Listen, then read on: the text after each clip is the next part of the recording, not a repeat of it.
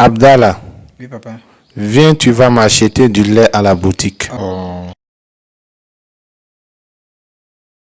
Abdallah, tu viens de dire une mauvaise parole à l'endroit de ton père. Tu vois, Allah nous dit de ne pas dire oh ou tchour à nos pères et mères, ou une mauvaise parole à leur endroit, jusqu'à ne même pas lever la voix au-dessus de leur voix. Viens présenter tes excuses à ton père. Papa, pardonne-moi. J'ai dit une mauvaise parole. Je te pardonne, mon fils. Abdallah, tu fais bien de présenter tes excuses à ton père. Et ton père aussi fait bien d'accepter tes excuses. Car lorsqu'un parent se fâche contre son enfant, la colère d'Allah s'ajoute à celle de deux parents. Cette colère d'Allah, plus celle des deux parents, cela peut être la cause pour détruire ta vie, ici-bas et dans l'au-delà. Et cette destruction revient aussi aux parents. Papa, donne-moi l'argent. Je vais aller acheter le lait. Non, toi tu n'as pas d'argent. Oustaz, je n'ai que ceci. Tu vois, Allah nous demande de faire le bien envers nos pères et mères. Tout ce que tu as appartient à ta mère et à ton père. Prends donc ton argent et va payer le lait pour ton père. J'ai compris. Non, assieds-toi et donne à ton père. Allah nous dit de nous rabaisser en face de nos deux parents. Et l'une des pratiques de ce rabaissement est de s'asseoir pour lui donner quelque chose lorsqu'il est assis. C'est ainsi, lorsqu'il est assis, pour le saluer, il faut aussi s'asseoir. C'est ce qui est aussi le respect et le rabaissement. Keita, tu vas me donner la route. Oustaz, vous avez la route.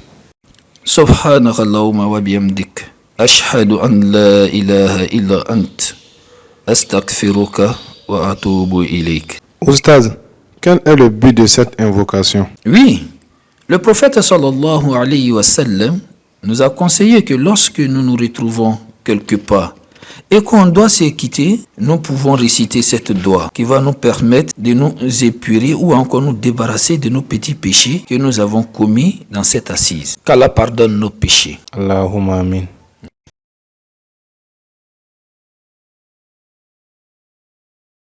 Abdallah, lorsque tu marches avec des gens respectables pour toi, il est mieux de marcher derrière eux et eux ils seront devant. Surtout tes deux parents. Ça c'est un respect qui leur est dû, c'est-à-dire qui est réservé aux deux parents. Sauf s'il s'agit de leur apporter leurs chaussures ou encore d'ouvrir la porte pour eux.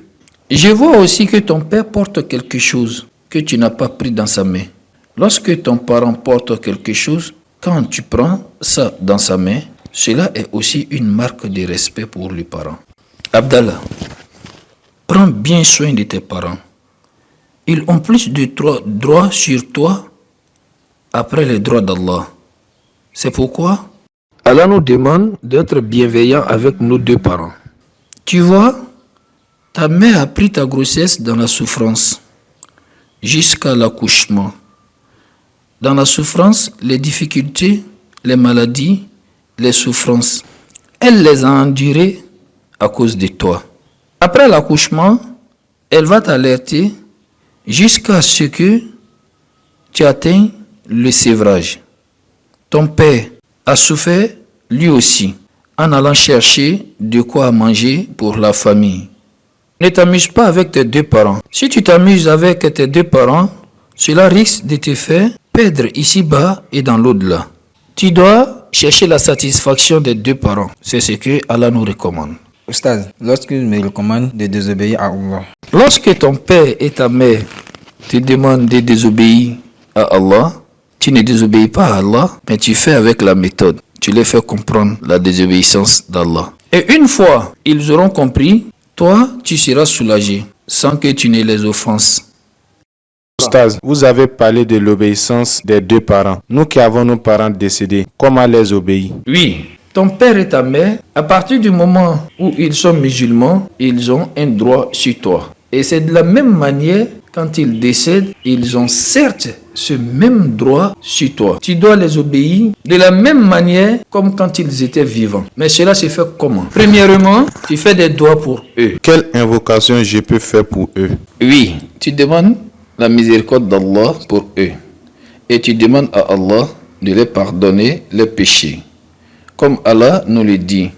Tu dis, Rabbi gfirli wa li walidayya warhamhuma kama rabbayani saghiran. Ce qui veut dire, ô Seigneur, pardonne-moi, ainsi qu'à mes deux parents.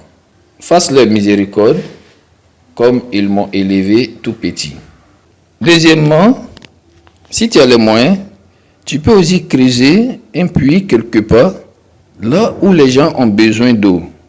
Tu peux aussi payer le Coran pour le déposer dans les mosquées ainsi que les bouilloires. Avec l'intention des parents, ils auront le bienfait de ceci dans la tombe.